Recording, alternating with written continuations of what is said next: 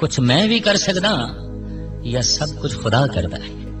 पता नहीं ये प्यास फिर रवे या ना रहे। इस वास्ते इसकी पूर्ति हुण करो, हुणे ही मैनू समझाओ। तो मोहम्मद साहब कहने लगे, अली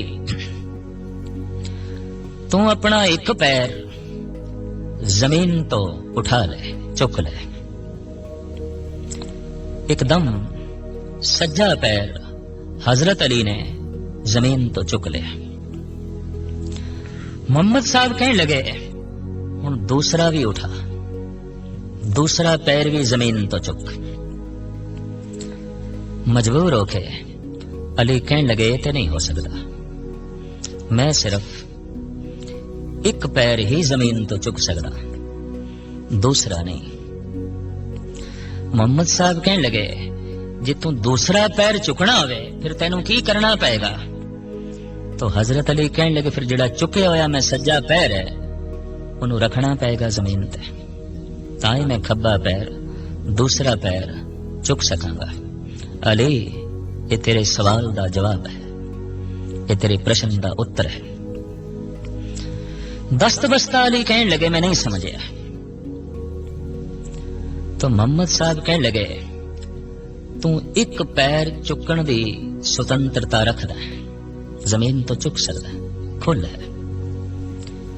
और तू सज्जा पैर चुकया, पर तू चाहता ते खब्बा पैर भी चुक सकदा सी। जरूरी नहीं कि सज्जा पैर जमीन तो चुकना सी, खब्बा भी चुक सकदा सी। पर जे एक दफा सज्जा पैर जमीन तो चुक लिया तो उसे वक्त खब्बा पैर चुकना औखा हो जाता है, औखा हो जाता है। ऐ मनुख, तू शुभ कर्म भी कर सकता है, अशुभ कर्म भी कर सकता है। अली पर जे एक दफा अशुभ कर्म दी चोण कर लई फिर शुभ कर्म करना औखा हो जाएगा। और ये उदों ही हो सकता है जब अशुभ कर्म दा पैर तू रख देवे तां ही शुभ कर्म कर सकेगा, वरना नहीं।